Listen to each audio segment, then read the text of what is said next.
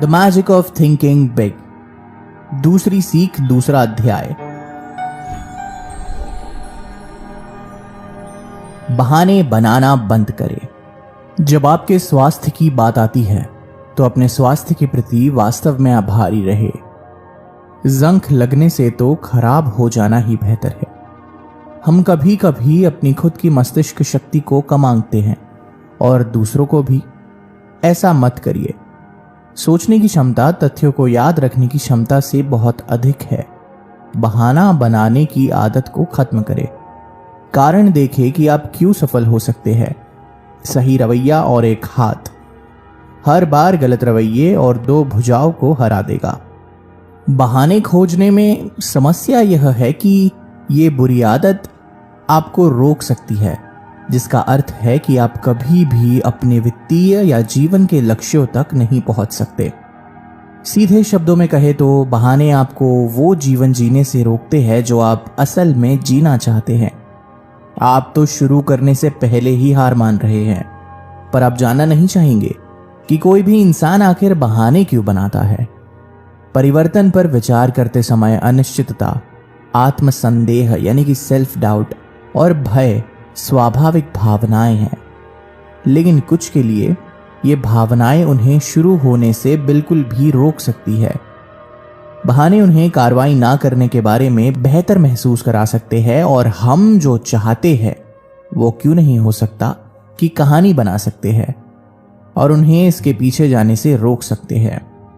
जबकि अगर आप उच्च भावुकता यानी कि हाई इमोशनैलिटी के स्थान पर होते हैं तो लोग अक्सर अपने मन में जो कुछ भी रखते हैं या सोचते हैं उसे कहने के बहाने के रूप में अपनी सच्चाई बोलने का उपयोग कर सकते हैं।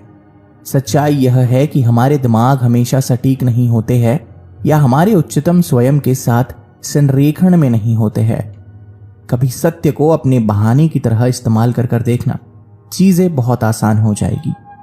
सीधी बात यह है कि जो लोग अपना सारा समय दूसरों को दोष देने में या बहाने बनाने में व्यतीत करते हैं, उनके पास अपनी समस्याओं को हल करने और काम पूरा करने के लिए पर्याप्त समय होता ही नहीं।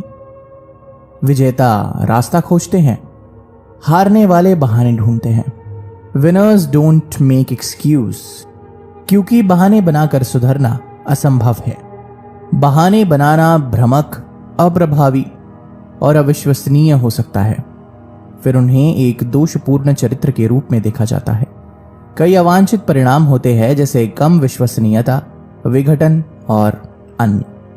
और इन सभी कारणों से आप जो महसूस करेंगे या आपके प्रति जो परिणाम स्थापित होंगे वो आपको जिम्मेदारी और विकास की कमी दिखाएंगे।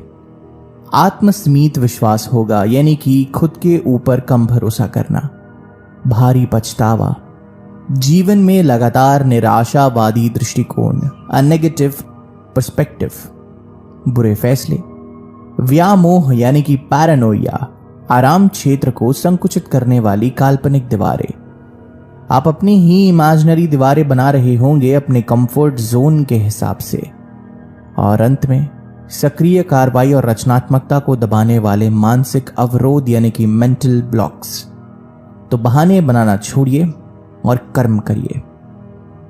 ये कहना बंद कर दीजिए कि ये कार्य बहुत मुश्किल है, मैं इसके लिए जाने के लिए बहुत छोटा या बहुत बूढ़ा हूं, कोई मुझे गंभीरता से लेता ही नहीं या मुझे खारिज कर दिया जाता है, मैं इतना पढ़ा लिखा नहीं हूं, मुझे पता ही नहीं इसे कैसे करे, मेरे पास समय नहीं है।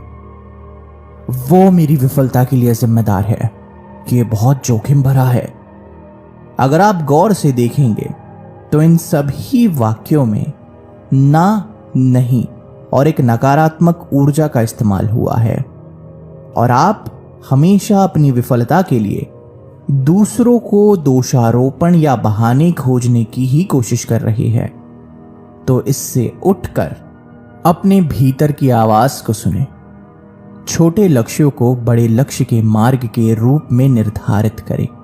अगर दूसरों ने ऐसा किया है तो आप क्यों नहीं कर सकते, ये भावना उत्पन्न करें। मैं चाहता हूं ये कहना बंद कर मैं जरूर करूंगा ये कहना शुरू करें। अज्ञात के बारे में जाने और अपनी असफलताओं के लिए दूसरों को दोष देना बंद करे। अंततः कर्म कर। कर्म। इसे सुनने के बाद मेरे हर श्रोतागण ने इस बात का अत्यंत ध्यान दे कि अगली बार से ये मत कहे कि यार मैं उम्र में बहुत छोटा हूं या बड़ा हूं तो इसलिए मैं नहीं कर सकता, या मेरा स्वास्थ्य ठीक नहीं है इसलिए मैं नहीं कर सकता, या मैं उतना स्मार्ट या इंटेलिजेंट नहीं हूं, या मैं यार उतना लकी नहीं हूं जितना वो है। ये सारी बातों को भूले, बहानों को हटाए और अपने लक्ष्य को, अपने कर्मों की जीत दिलाए।